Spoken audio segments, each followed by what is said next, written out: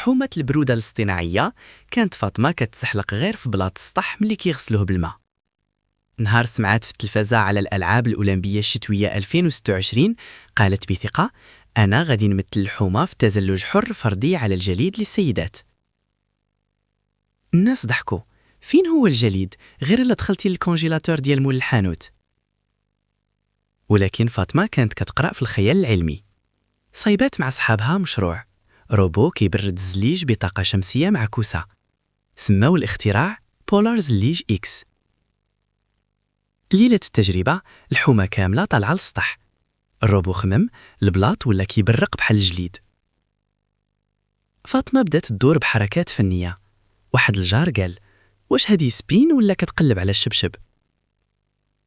فجأة الروبو عطى إنذار: تداخل حراري من طاجين مجاور. طلعات سخونية من دار الجارة، الجليد بدا يدوب، وفاطمة دارت قفزة خيالية وهبطت مباشرة في حضن عمتها اللي طلعت تتفرج. واحد من الحومة صفق وقال: هاد الحركة جديدة سميتها قفزة الكسكاس. ولكن شي واحد صور الفيديو ونشره ووصل حتى للمنظمين في ميلانو وكورتينا دامبيتسو. جاها رد إلكتروني: أسلوبك حر فعلا، خصوصا عنصر المفاجأة.